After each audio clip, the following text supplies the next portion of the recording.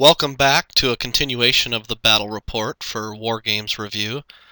Last we left off, the Chaos Knights you see here in black had charged my Knights of the Realm and overran them. Make sure that you've watched the first video in this series, otherwise this one won't make sense. You can go back in YouTube or on my blog and find that.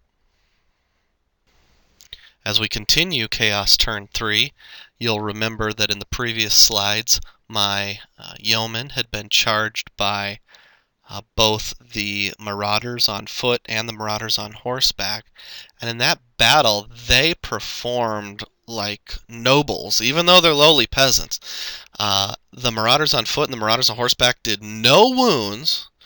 The yeoman killed two of the mounted guys and one of the guys on foot. And I thought, wow, I actually have a chance of winning. And I think when it came right down to it, he had outnumber 2 ranks. That's a static combat res of 3, and I had 3 also because of the 3 wounds. And oh, I'm sorry, I forgot. He had a standard bearer too, so he had outnumber 2 ranks and a standard. I had the 3 wounds, so I lost by 1. With knights and my general nearby, all I needed was a 9 to hold, and or an 8 to hold, but I rolled an 11. Oh well, I was so disappointed because they had done so well. By the way, they did get ran down or chased off the board, one of the two, I don't remember. But anyhow, now on to the main event. This is my turn now, the beginning of Bretonnia's turn 3, so it's the bottom of turn 3. Remember I'd put my Knights Errant, the big block there with my general in it, up on top of the front edge of that little wooden hill? Well, in the previous turn he had moved his Warriors of Chaos with his general just in such a way that I thought I had a chance at getting them in the flank. It was a little risky, but I went for it, and they were within range. Actually, they had 2 inches or so to spare. And I asked my opponent what his strategy was there, and he said, I was bringing them up to back up the knights, and I just plain forgot. And admittedly, I got kind of lucky. He left a flank exposed, but I get that free charge in there. And you'll also notice the Grail Relic is turning around to face the knights. Their job for the rest of this game is just going to be to try to occupy them. You can also see my my Bretonian Pegasus Knights flew to the other side of the Chaos Hell Cannon to prevent it from charging into them. And then on the previous turn, apparently my yeoman had ran off the board. So the Chaos Marauders on horseback and on foot were no longer in combat, so I moved some of my archers as far as they could go without marching up on top of the hill and shot and killed the one remaining guy that was there just to... and there was 2 left at the end of combat, so I must have done something else too. I don't remember exactly what it was. But anyway, got enough points for the... Got enough kills. Sorry, it's getting late, folks. Got enough kills to get full points for the mounted marauders. Ooh, sorry. And then on to the big show here. I didn't want my general to get locked in with his character because he has the setup with the Heartwood Lance and the Virtue of the Joust. He also has the armor of, I think it's Artois, something like that, that gives him a weapon skill of 10 automatically.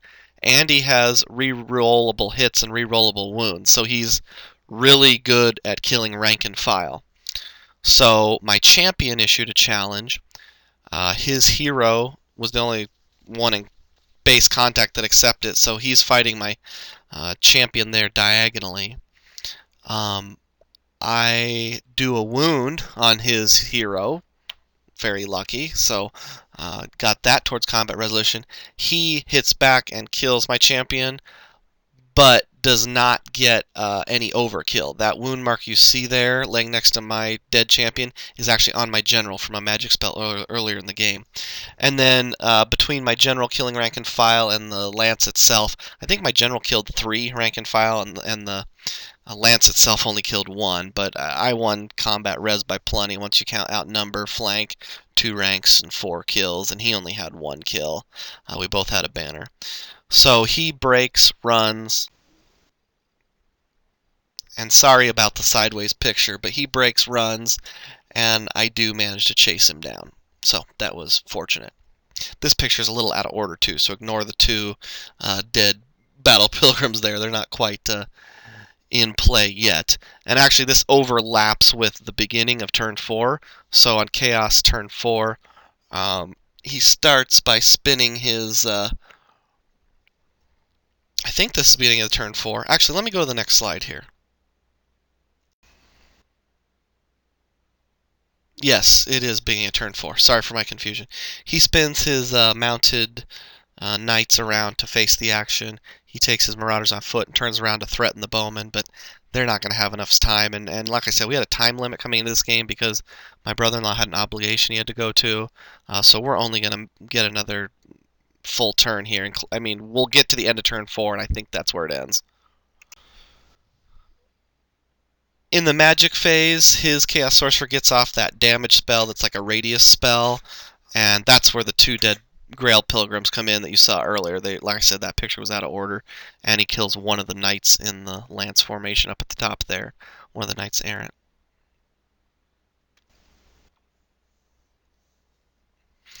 And by the way, I forgot to mention it, but I think his Hell Cannon shot at something and just scattered off and missed. The Hell Cannon actually never successfully landed a shot anywhere during the game. So it's bottom of turn 4 now. This is the Bretonnian turn. Coming into this point, we know it's going to be the last turn of the game because we're almost out of time. All I do is, I reform my bowman up at the top on the hill because that's what I would hypothetically do, is try to stand back, get a stand and shoot if we had another turn. But there's not going to be another turn, so that doesn't really even matter. It's not going to matter with the Grail Relic because they're not going to make it into combat at this point.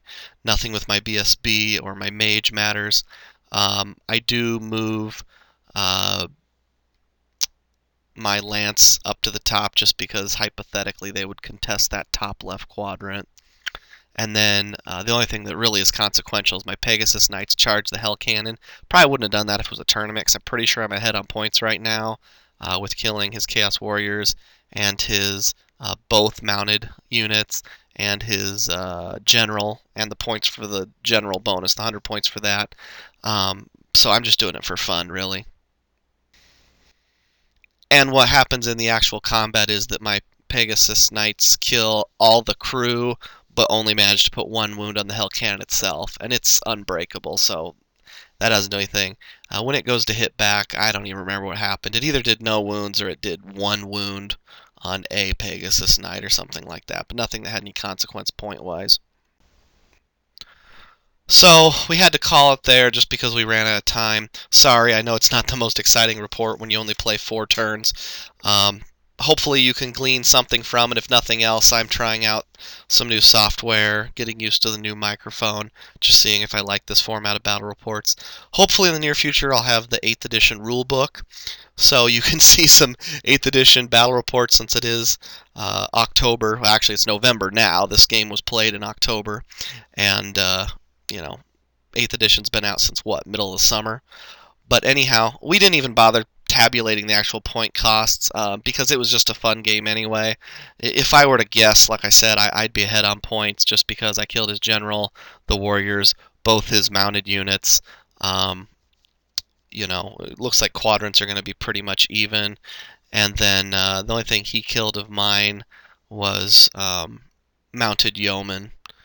And if there was something else he killed, oh yeah, the Knights of the Realm, which I kind of sacrificed. But the Knights of the Realm didn't have a standard in that game, so it didn't cost me all that much. Well, hope you enjoyed it. Feel free to leave comments below, and we'll see you next time.